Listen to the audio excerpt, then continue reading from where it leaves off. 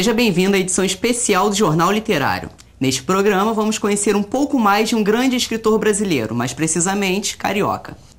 Ele nasceu no dia 21 de junho de 1839, no Rio de Janeiro. É um dos mais importantes nomes da literatura nacional. Estamos falando de Machado de Assis. Ficcionista respeitável, escritor que chega à perfeição.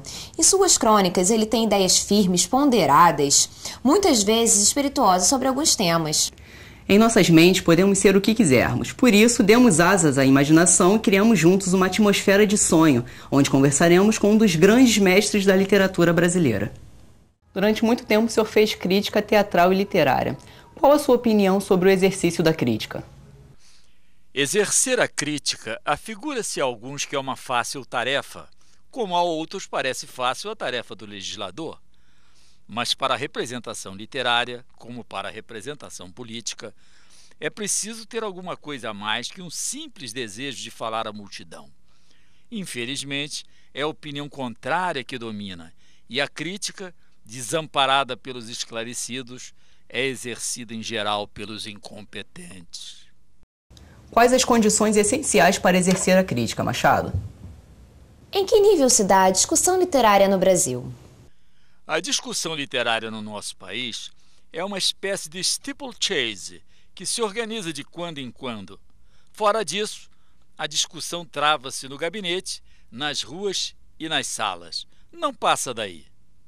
Falando em literatura, o senhor é um dos fundadores de uma casa que respira cultura, que respira leitura 24 horas por dia. É isso que vamos conferir na matéria de Débora Manhanini. Machado de Assis também é contemporâneo de alguns escritores que fizeram sucesso em sua época. O criador de Capitu e autor de A Carolina dividiu espaço com Aloysio de Azevedo e Raul Pompeia. Esses três escritores também eram grandes amigos. Juntos, ajudaram a construir a Academia Brasileira de Letras. Machado acreditava que o Brasil precisava de uma casa que desse apoio à leitura. Isso porque, já no ano de 1876, o escritor lamentava o fato de a leitura não ter uma grande divulgação. Segundo o Bruxo das Letras, apenas 30% da população tinham acesso à leitura. Desta forma, ainda no século XIX, Machado de Assis encontra um problema que, infelizmente, não está extinto no século XXI. Que sente um escritor ao saber, como no seu caso, que várias pessoas leram as suas obras e votam-lhe afeição? Há desses amigos que um escritor tem a fortuna de ganhar sem conhecer, e são dos melhores. É doce ao espírito saber que um eco responde ao que ele pensou, e mais ainda se o pensamento, trasladado ao papel, é guardado entre as coisas mais queridas de alguém. Entretanto, algum tempo após a morte de alguns escritores, sobrevém a ideia de período de esquecimento? Sim, todos falaram da morte de Dilma Filho como de um luto público. Salgueiro que está plantado na sepultura do autor de Noites e que Arthur Azevedo me trouxe em 1883. Mas não foram amigos que o plantaram, não foram sequer os franceses. Foi um inglês. Já em que falamos de morte, o que o senhor pensa sobre a cremação de cadáveres? Toda a gente que conheço repele a ideia de ser queimada. Ninguém abre mão de ir para baixo da terra integralmente, deixando aos amigos póstumos do homem o ofício de lhe comerem os últimos bocados. São gostos, são costumes. E quanto ao senhor? De mim, confesso que tal é o medo que tenho de ser enterrado vivo e morrer lá embaixo, que não recusaria ser queimado cá em cima. Poeticamente, a incineração é mais bela.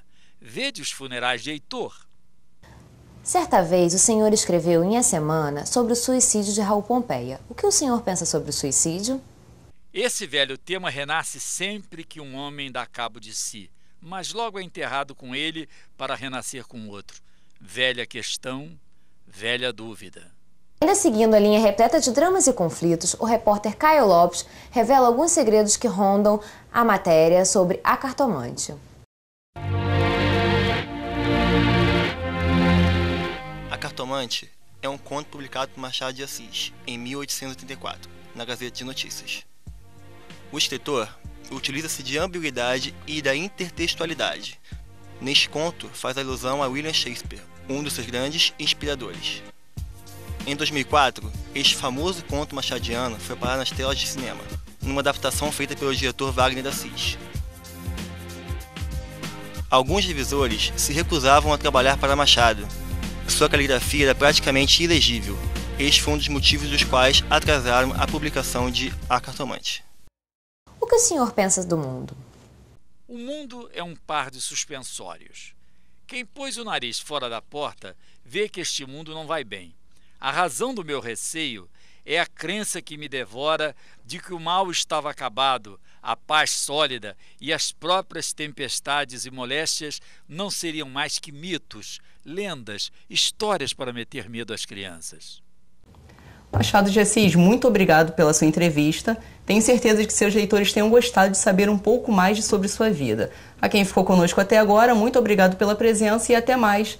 Até a próxima edição do Jornal Literário. Até a próxima edição do Jornal Literário.